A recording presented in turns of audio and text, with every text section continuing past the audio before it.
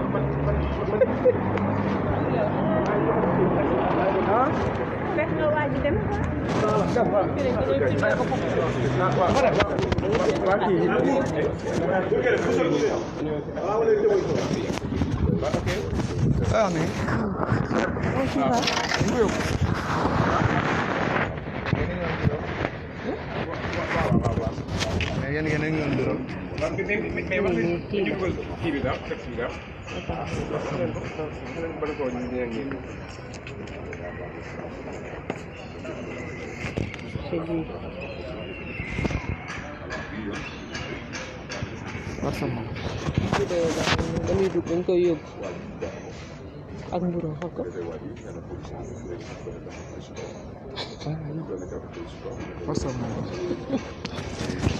salaamaaleykum mbokk internet yi waaw fii la fi xew Barthélémy Dias mi ngi nii dinañu ko expliquer léegi may la ma tuuti rek ma jege si puisque benn waay lañ jàpp fii ci kër Barthélémy Dias ni ma ko déggee mu ñëw ci otoom bi gars yi fekk ko am na ñoo xam ne si ne raxaskat oto lañ ko tegoon mu ñëw tijji oto bi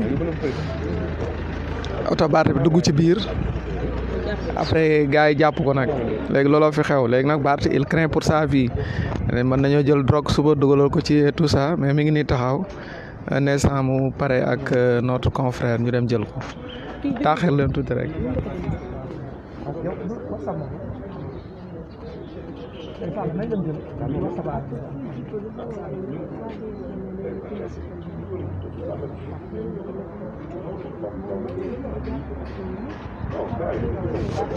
xaaral tuuti Barth a ngi nii il va vous expliquer.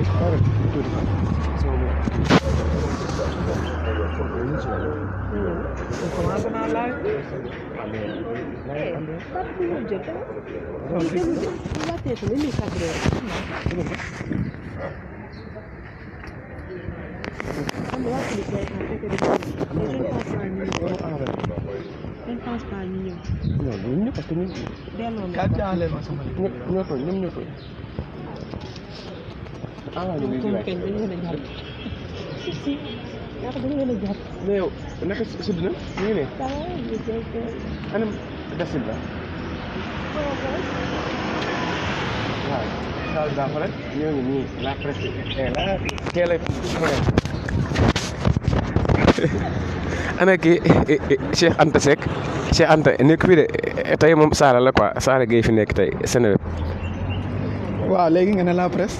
waaw ma ne presse bi ñëw na madame Ba bu kii Sud FM bon y a aussi waa Dakar Actu Seneweb on est là. ñu dem.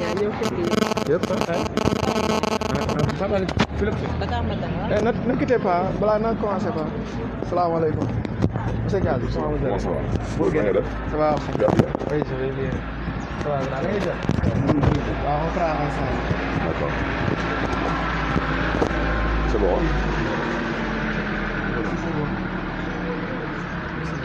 Voilà, ce qui s'est passé aujourd'hui chez moi au 95-52 Sacré-Cœur 3, Sacré-Cœur, c'est qu'un individu s'est permis de s'infiltrer dans mon véhicule en plein jour. Il a été appréhendé par les éléments de ma sécurité qui, après fouille, ont découvert que c'était un policier. Il détenait par devers lui une carte de police en bonne et due forme avec un numéro de matricule. Et on l'a interrogé. Il a confirmé qu'il appartenait à la DST. La DST, c'est la Direction de la Sûreté du Territoire. J'ai fréquenté la DST il y a des années de cela. Et quand on lui a bien demandé qui l'a envoyé, il a dit qu'il était là sur instruction de ses chefs. Et il a dit qu'on lui avait demandé de se rapprocher d'un véhicule immatriculé DK 4102 AP. Il a même décrit le véhicule comme étant un véhicule de marque BMW. Et ce véhicule, effectivement, m'appartient. Et il a refusé de dire c'était quoi l'objet de sa mission.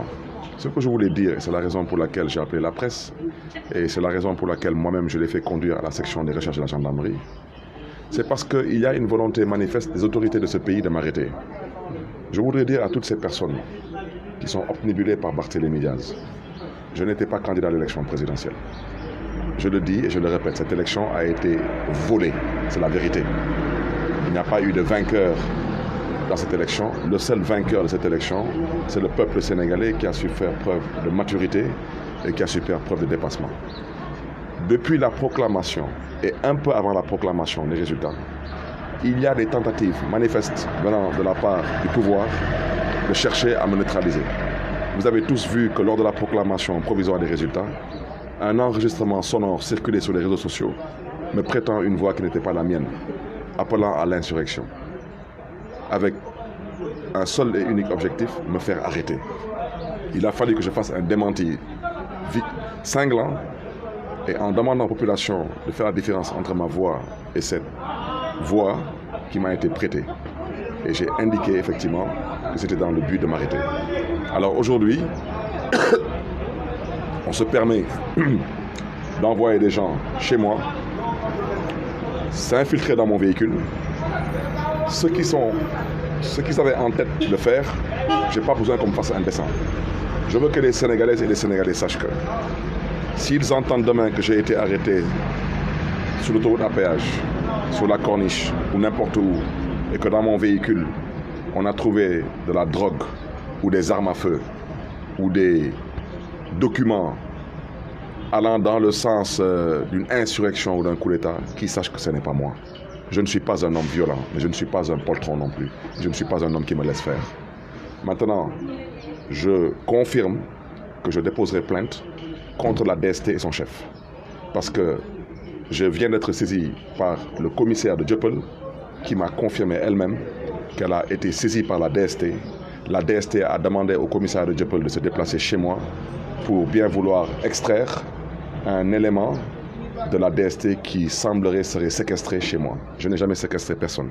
Mais je voudrais m'adresser à tous les policiers, à tous les gendarmes aussi. Je ne parle pas des hauts gradés, je parle de ceux qui sont sur le terrain. Qu'ils surveillent mon domicile, je suis d'accord que c'est leur travail. Qu'ils me suivent et qu'ils me filment, je suis d'accord que c'est leur travail. Mais que les gens se permettent de venir chez moi, de rentrer dans mon intimité, de se permettre de s'infiltrer dans mon véhicule, je préfère le dire haut et fort. La prochaine fois, ils n'auront pas l'occasion d'être conduits à la section des recherches. Ils n'auront pas l'occasion d'être traduits ou d'être conduits devant une quelconque autorité que ce soit. Parce que ce qu'ils ont fait, c'est exactement comme cela que se comporte un vulgaire voleur. Tous les Sénégalais savent, quand on attrape un voleur, ce qu'on en fait. Je m'arrêterai là. Qu'est-ce que vous comptez faire alors? Je m'arrêterai là. Dans la vie, toute chose a une limite. Toute chose a une limite. Que les gradés, particulièrement de la police, arrêtent de faire dans le zèle. Ça ne sert à rien du tout, qu'ils arrêtent de faire dans le zèle. Si les gens aujourd'hui cherchent coûte que coûte à m'amener en prison, eh bien, je leur demande de chercher les voies et moyens de m'amener en prison. Mais je veux que les Sénégalais sachent que je ne suis pas un bandit. Je ne suis pas un homme violent. Et je ne suis pas un homme aujourd'hui qui est animé par une quelconque volonté de vouloir déstabiliser son pays. Je réfute les résultats de l'élection présidentielle qui relèvent d'un vol. C'est de ça qu'il s'agit. Je ne reconnais pas ces résultats. Et personnellement, je considère aujourd'hui que le Sénégal est un pays qui est en mode autopilote. Pilotage automatique. Je lis à ça, mais je voudrais que les choses soient claires. Ces choses qui consistent aujourd'hui à vouloir intimider, à vouloir verser dans l'intoxication, à vouloir coûte que coûte aujourd'hui me faire arrêter en prétextant des choses qui relèvent d'un autre monde, d'un autre âge, ce sont des choses à dénoncer et ce sont des choses à combattre. Et j'espère que la gendarmerie saura traiter cette histoire avec objectivité. Dans le cas contraire, nous ferons ce que nous avons à faire. Déjà, la plainte sera déposée contre cet individu et contre le chef de la DST. Elle sera déposée aujourd'hui. Parce que la DST aujourd'hui n'ose pas venir récupérer ce gars devant chez moi. Ils n'osent pas. Ils n'osent pas et c'est eux qui l'ont envoyé. C'est eux qui l'ont envoyé. Et la carte de police, nous l'avons pas devant nous.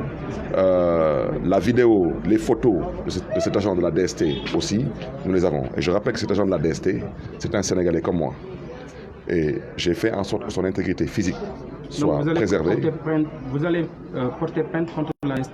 Mais nous allons porter plainte contre le chef de la DST. Ce sont des pratiques qui ne peuvent pas être aujourd'hui acceptées dans une république qui se respecte. On ne peut pas aujourd'hui dans une république qui se respecte chercher par des moyens qui sont antidémocratiques, des moyens illégaux, à chercher vaille que vaille aujourd'hui à vouloir mettre les leaders politiques en prison. Moi, je n'étais pas candidat à l'élection présidentielle. Et pour ceux qui sont obnubilés par la prison, je l'ai dit et je l'ai répété, la prison, c'est le cadet de mes soucis. Mais ce que je ne peux pas accepter aujourd'hui, je suis père de famille, je suis responsable politique. Un coup, on fait un enregistrement, me prêtant une voix qui n'est pas la mienne, appelant à l'insurrection pour m'arrêter. Un autre coup, on s'infiltre dans ma voiture. Après un autre coup, l'objectif, c'est de chercher à m'arrêter, à me mettre en prison. Ce véhicule, cet agent de la DST s'est infiltré en plein jour dans mon véhicule. D'accord. En plein jour. Ñu tënk ko ci wolof ñu gis ne ñi nga xam ne ñoom ñoo di agent wu DST daal di ñëw sa kër mën nga dikkaat un tout petit peu ci li nga xam ne noonu la mbir yi tëddee.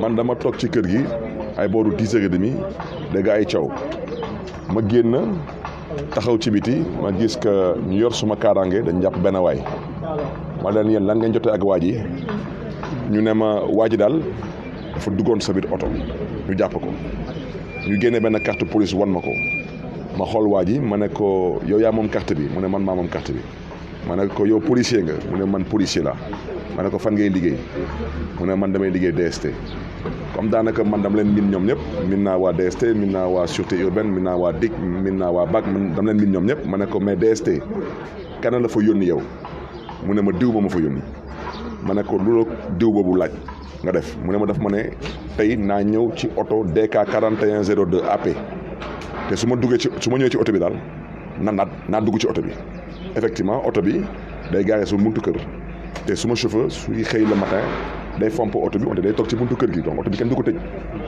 mais comme oto bi dafa am ay vitres teintées kon soo duggee ci oto bi ci beneen côté bi kenn du la gis waa ji dugg ci oto bi kon su ma dëkkandoor ñoo ko gis daal di woo ñu toog su buntu kër ñooñu daal di jóg jàpp waa ji nag bu ñu ko jàppee bëggul wax lan mooy mission dama ne. donc ñoom ba tey dugguñu ci kër gi ci oto bi lañ yem.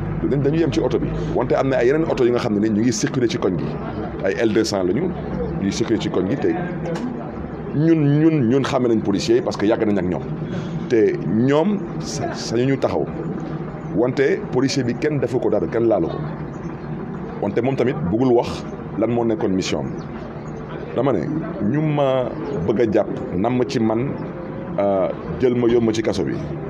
ñoom ñoo jógoon biig rek ba ñuy commencé di joxe résultat provisoire yi ñoom ñoo jógoon daal di génne benn baat enregistrement teg ci benn baat bu xaw ñu doo ak sama bos ne man daanaka maa ngi woote fitna Sénégal pour jéem a xool nu ñu may jàppee dugal ma ci kaso bi dama ne su ma baat ci kaw man du ma bandi du ma ñitu fitna mosuma woote fitna Sénégal wante bañkat laa te dinaa bañ ba abadan loolu mooy dëgg bu ci tegu lu leen fi indi woon ñoom tey mooy def ñaawteef suma biir oto ba nga xam ne ni suba su ma génnee fii ñu ne jàpp nañ Barthélemy dañ ko arrêté ci oto bi dafa am drogue wala ci oto bi dafa am ay gànnaay wala ci oto bi dafa am ay këyit yu ngeen xam ne ni këyit yooyu daal Barthélemy dafa bëggoon def ay coup d'état loolu moo nekkoon seen tànk te ku xam DST di nga xam ne ni DST c'est le service de renseignement et c'est aussi du contre-espionnage te DST ñoom ñooy joxe permis de port d'arme foofu laa leen miinoon jamono commissaire Abou Diop waaw yàgg naa di dem ak di dikk ak policiers yi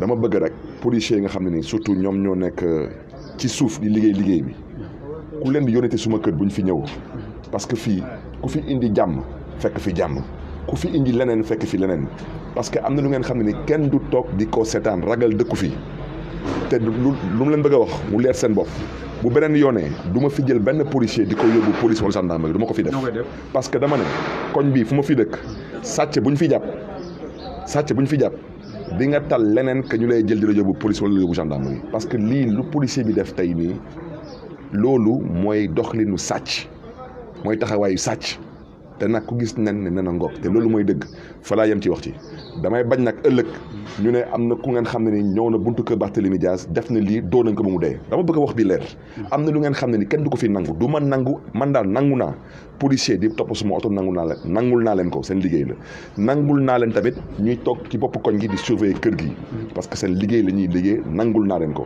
nangu naa tamit may dem ci ay xew ay manifestation ñu ma ciy topp nangul naa leen ko tamit wante nanguma benn policier di dugg suma kër wala di dugg suma oto loolu bés bu amatee suma baat ci kaw dinañ mere ku leen deful dara fa laa yem ci wax ci waaw te lu ma bëgg woon tamit yokk ñoom waa DST suñu demee ba jël seen téléphoné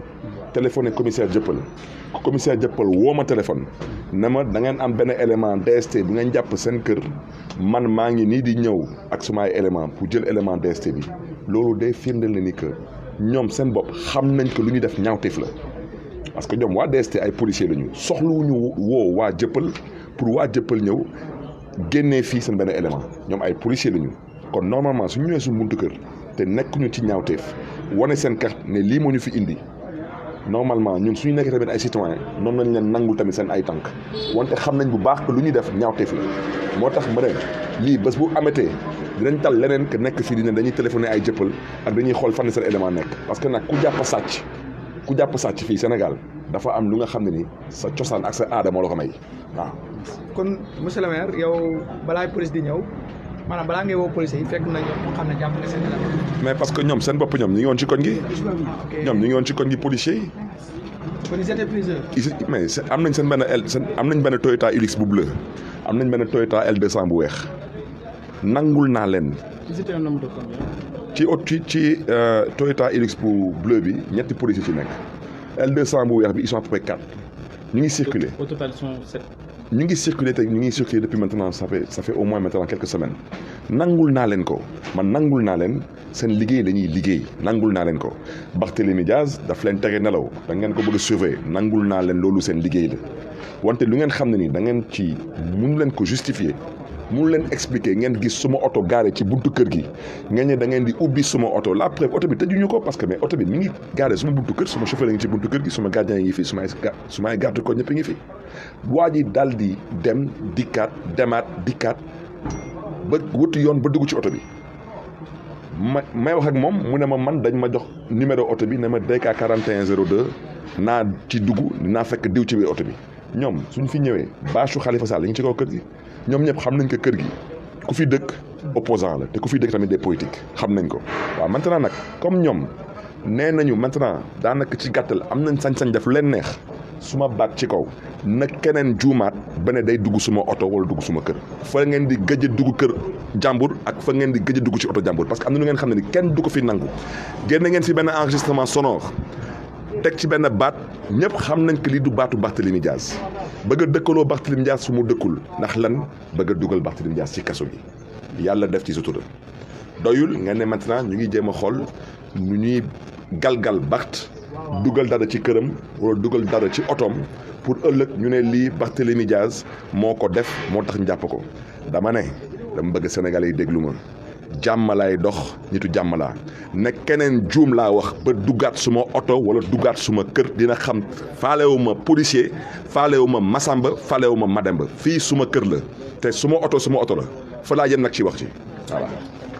waa kay jërëjëf monsieur le maire Barthélémy Dias dégg ngeen ko cher internaute nee na foofu la yem ci wax ji safar la dégg ngeen ko ci kàddu gi nee na foofu la yem ak gars yi ba ne yoone ku fi dugg ci këram nag loola fi dal yéen a ko def waa ji nag jotuñ bi ñuy ñëw fekk na Barthélémy Dias jël ko yóbbu ko police Jëppal ndax police Jëppal dañ ko woowoon pour mu yóbbu ko léegi de moment à l'autre kon incha allah rabi danañ leen jox photo bi danañ leen xool nuñ leen dugalee photo waa ji ak vidéo bi ñu jot a enregistré da ngeen Barthélémy Dias nee na ils étaient pratiquement une dizaine d'éléments yu nekkoon fii ñëw kenn ki ñëw dugg cootoom ñeneen ñi toog di superviser biñ ko jàppee le temps même moom muy aviser la police woo na ko ne ko da nga kidnappé sunu benn élément mu ne leen kidnappé wu ma seen élément parce que élément bi moo ñëw dugal sama bopp këram waaw joxe na mettre na en garde aussi les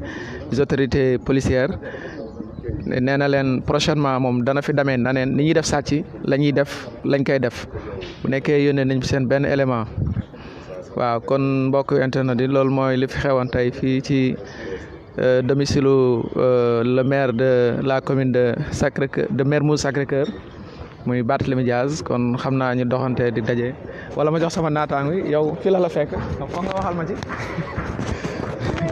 non fi la fekk yow Khadija fi la mbiri fekk waa ji moom noo ko gisee biñ koy jàpp waa ji de moom inquiété wu sax toog mel ni kuy lox aussi man doo ko gis sax ba ne kii policier la parce que ñu ngi ko jàpp ak mburoom mu téye ci loxoom laxasu mburu comme si da doon romb noonu rek man xaw moo ne sax moom lañ jàpp noonu ñu toog non ci seen système la foog ñu xaw a banaliser wu tuuti waaw yaakaar ne parce que gardien bi sànq nee na moom raxas ko tooto la ko tegoon bilaay mi ngi sol ni benn pull bu rouge ak tubéy bu noir teint noir nii toog dañ ko yóbbu nag kenn malmené ko kenn def ko dara parce que dañ doon bañ police ñëw fii moo tax Barthélémy daal di wax gaay mi ñu dem yóbbu ko police ñu dem jébbal ko foofu nee na sax dina porter plainte waaw d'accord merci sunu naataango boobu de la Sud FM moom fi la fekk bi ñu yóbbu waa ji dama xaw a tardé tuuti xam nga rek guddee tëdd bi mais daal looloo fi xew waa ji yóbbu nañ ko police jëppal en attendant ñi xam yeneen événement yi